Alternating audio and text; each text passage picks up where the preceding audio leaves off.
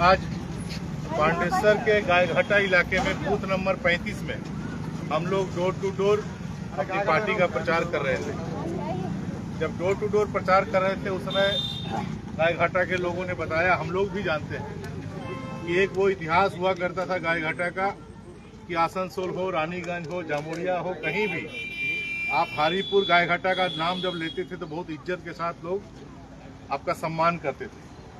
एक रौनक हुआ करता था यहाँ पर। जब मैं विधायक था उस समय यहाँ पर एडीडीए से मैंने वो स्ट्रीट लाइट लगवाया था। आप देखेंगे ये पूरे रास्ते में स्ट्रीट लाइट लगवाया था, लेकिन आज बताया गया लोगों के द्वारा कि ये स्ट्रीट लाइट कभी जलता नहीं है। एक हाई मास्ट लाइट मेरे जाने के बाद ये लगा है, ईसीएल से लगाया गया है, लेकिन ये हाई मास्ट लाइट भी यहाँ पर जलता नहीं है। ये जो रास्ता आप देख रहे हैं, बड़ी बड़े गाड़ी चलते थे, भारी वाहन चलते थे, रास्ता बार बार खराब हो जाता था। तो उस समय मैंने पीडब्ल्यूडी से 10 करोड़ रुपया सैंक्शन करा के इस रास्ते का काम शुरू कराया था। कुछ दूर तक, जहाँ तक हम लोग देख पाए थे, वहाँ तक ये रास्ता ठीक बना। उसके बाद मेरे पार्टी छोड़ने के बाद आगे जब जाएंगे तो देखेंगे रास्ता दोनों तरफ से जिस तरह से काम होना चाहिए था वो काम नहीं हो पाया। गायघाटा इलाके में कम से कम 200 लड़कों को, बेरोजगार लड़कों को विभिन्न आउटसोर्सिंग कंपनियों में मैंने नौकरी की व्यवस्था की थी। और आज मुझे पता चला कि 2021 के चुनावी परिणाम के बाद कम से कम 150 लड़कों को वहां से नौकरी से बैठा दिया गया। आज दूसरे राज्यों में जाकर वो लड़के किसी तरह अपना जीवन यापन कर रहे हैं। इतना ही नहीं, जो लड़के नौकरी कर रहे हैं उनका भी ड्यूटी आवर बढ़ा दिया गया। मेरे समय 8 घंटा नौकरी करना पड़ता था, अभी 12 घंटा 13 घंटा नौकरी करना पड़ता है। प्रधानमंत्री जी ने कोयला मंत्रालय में एक हाई पावर कमेटी बनाया जिसके आधार पर ये जो असंगठित मजदूर हैं उनको सैलरी मिलनी चाहिए। हाई पावर कमेटी के रिकमेंडेशन के अनुसार एक श्रमिक को कम से कम 28,000, 30,000, 32,000 रुपया मिलना चाहिए। मेरे समय में कम से कम 22,000, 23,000 हम लोग ले गए थे, आज और बढ़ गया है। लेकिन उन श्रमिकों को किसी को 12,000, किसी को 13,000, किसी को 8,000, जिसको जो मन वही पैसा दिया जाता है और कोई इसका प्रतिवाद नहीं कर सकता। यदि कोई प्रतिवाद करेगा तो बाद वाले दिन उसको बोला जाएगा काम में नहीं आना। इतना ही नहीं, सबसे मूल जो समस्या है कि मैं जब था यहाँ पर तो मैंने गायघाटा के लड़के, यहाँ के जो लड़के हैं उनको ही नेतृत्व में लाने का प्रयास किया था कि अपने इलाके की हर समस्याओं का समाधान वो खुद करेंगे और वो नेता बनेंगे। लेकिन मेरे जाने के बाद 2021 से अभी गायघाटा में किसी भी लड़के को नेता नहीं बनने दिया गया, चाहे तृणमूल कांग्रेस हो, कोई भी पार्टी हो। बाहर से अन्य जगह तृणमूल कांग्रेस के लोग अन्य जगहों से आकर यहाँ पर नेतागिरी करते हैं। स्थानीय लड़कों को नेतृत्व देने का मौका नहीं मिलता है। केवल भीड़ जुटाने के लिए लड़कों को ले जाया जाता है। यदि कहीं लाठी चलाना हो, डंडा चलाना हो तो लड़कों को ले जाया करते थे लोग। लेकिन आज यहाँ के लड़के समझ गए हैं कि 5 वर्षों तक केवल उनका उपयोग किया गया है, दुरुपयोग किया गया है, उनसे गलत काम कराया गया, लेकिन उनके भविष्य के साथ खिलवाड़ किया गया। इसलिए गायघाटा के सारे, आज हम लोग 35 नंबर बूथ में घूमे हैं, 1-2 दिन बाद अन्य बूथों में भी घूमेंगे। गायघाटा की जनता को मैं ये आश्वासन देता हूँ कि गायघाटा का जो पुराना इतिहास था, जिस तरह से पूरे शिल्पांचल में कहीं भी आप पांडेसर के, हरिपुर के गायघाटा का नाम लेते थे तो लोग श्रद्धा के साथ आपको देखते थे, वही पुराना इतिहास गायघाटा में पुनः लौटाना है।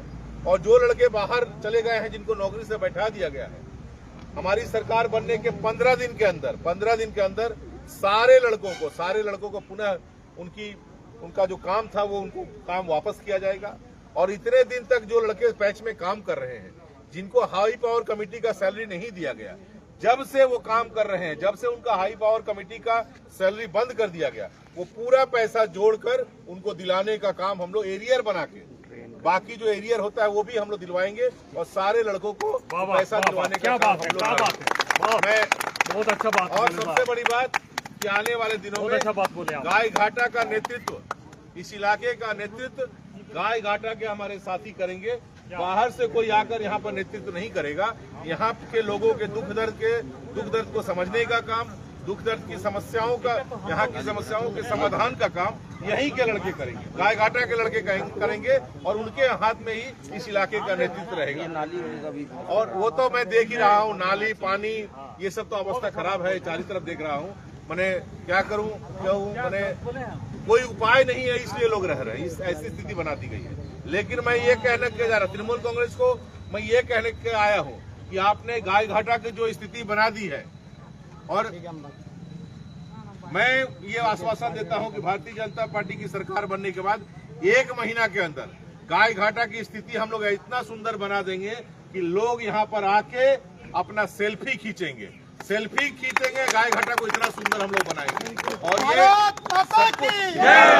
सब कुछ हम संभव हो पाएगा यहाँ के लोगों के प्यार से, यहाँ के लोगों का आशीर्वाद से, यहाँ के लोगों के सहयोग से और यहाँ के लोगों के माध्यम से। कोई बाहर का दादागिरी गाय घाटा में नहीं चलेगा, नहीं चलेगा, नहीं चलेगा।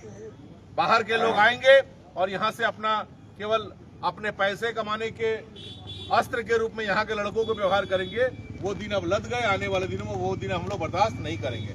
आने वाले दिनों में आज से कहा जा रहा है कि युवा साथी न क्या दिया 1500 रुपया, युवा साथी 1500 रुपया बेकार युवकों के अकाउंट में जा रहा है।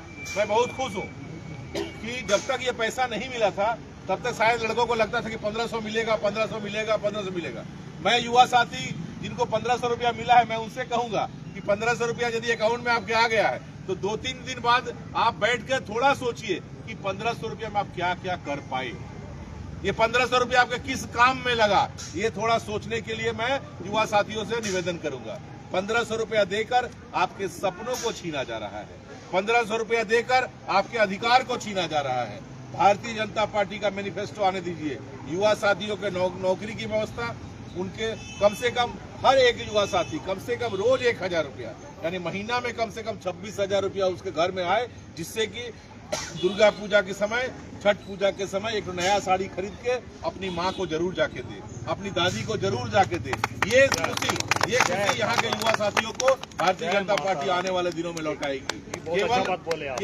केवल राजनीतिक कारण से यहाँ के युवा साथियों को उपयोग में लाया जाएगा, वो दिन अब लद गए। आने वाले दिनों में बंगाल के हर युवा साथियों से कहता हूँ, अपनी माँ का सपना पूरा करना है, अपने पिताजी का सपना पूरा करना है, अपने पिताजी का सहारा बनना है और माँ के सपनों को पूरा करना है, बहन के सपनों को पूरा करना है। रक्षाबंधन में यदि अपने बहन जब आपके कलाई में राखी बांधेगी तो यदि उसको कम से कम 5000 रुपया आपका देने की इच्छा होती है, लेकिन अभी आप दे नहीं पाते हैं क्योंकि आपके पास नौकरी नहीं है।